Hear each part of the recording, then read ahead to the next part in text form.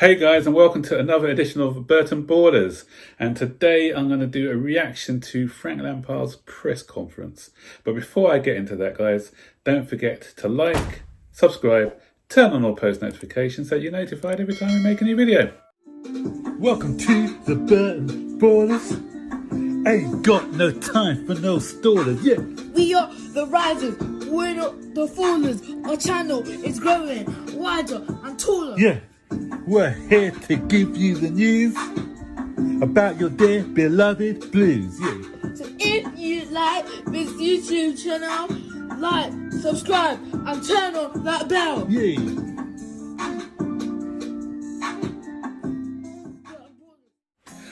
So this is a weird one actually because I'm doing this video. I recorded a video with Zane for the match preview for Newcastle, but and I'm recording this one afterwards, but this one's going out before. Work that one out.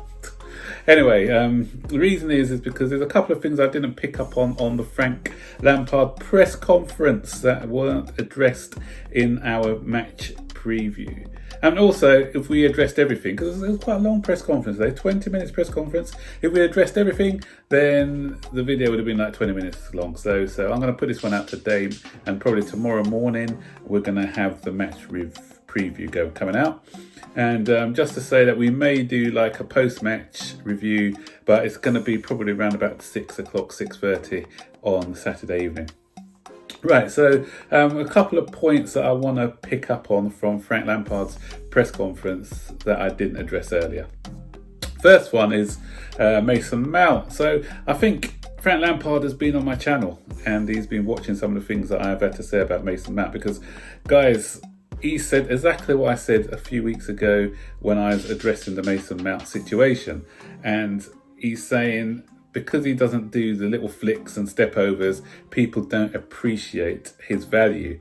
You know, they don't see like the pressing and the other bits that he does. The things that, you know, go unnoticed by the layperson, the ones who don't really understand football. They understand FIFA 21 more than they do actual football and tactics, and they don't understand the fact that you have to have different players, you know, of different skill sets in order to make a strong team. You can't have 11 Ronaldinos or 11 step over merchants, otherwise you're going to be losing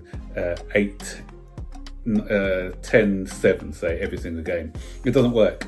So guys, the ones who don't appreciate Mason Mount, just listen to what our manager says, just listen to what the likes of Gareth Southgate say, just listen to the likes of what other players say.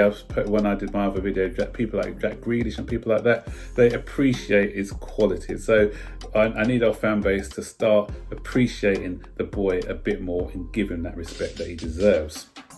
Another point that I wanted to bring up, which I didn't mention on the other video, or the video you haven't seen yet, was the fact that our game against Newcastle, again, Frank was berating the fact that we have to play at 12:30. It's ridiculous. Boys are just coming back today from international duty, and so they've only got half a day to practice and 1 day tomorrow, and they'll be travelling, no, not even half a day, because they'll have to travel up to Newcastle tomorrow for a Saturday morning game. So that doesn't give Frank a lot of time on the training ground. He's had 4 players to work with for this week.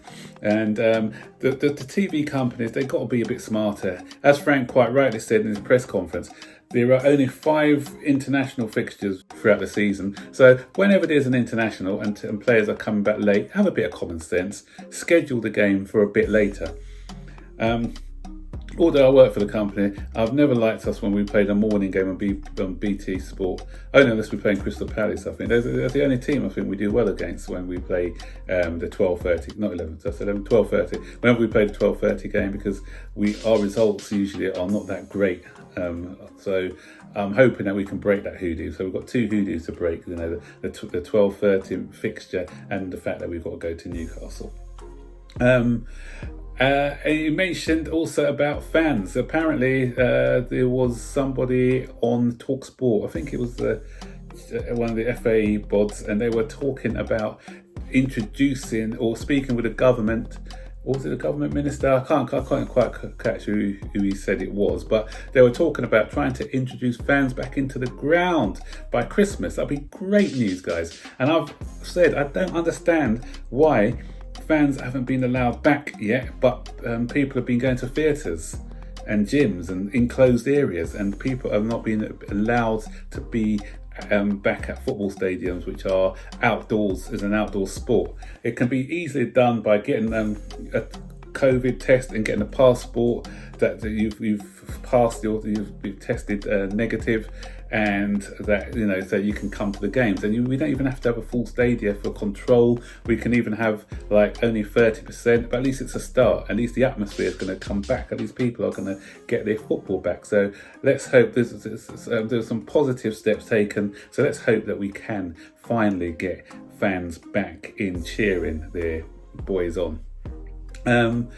Pulisic, he mentioned about how he's got to manage him because he's becoming a bit of a sick note, isn't he?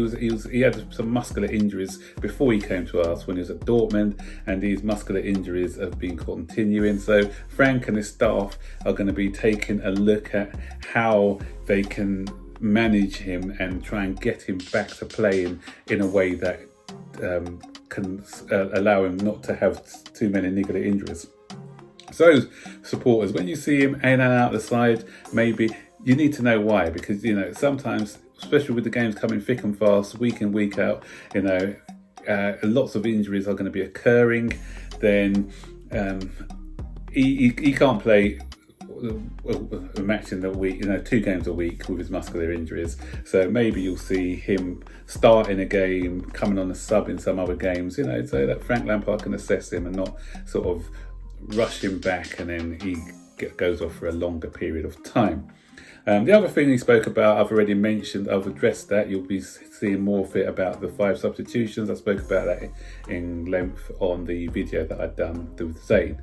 So I think those are the main points that have been mentioned. And yeah, so that's it, guys. Just my reaction to today's press conference from Frank Lampard. So here's hoping that we can go to Newcastle, have a positive result. So comment below on my thoughts and opinions. What you thought? What your comments on Mason Mount? What do you think about what he said about him? About the fans coming back? Are you excited that fans are going to be allowed back into the ground? Let us know. And stay tuned for tomorrow's video with myself and Zane for our match preview for the game against Newcastle. Until then, guys, take care and enjoy your evening. Bye bye.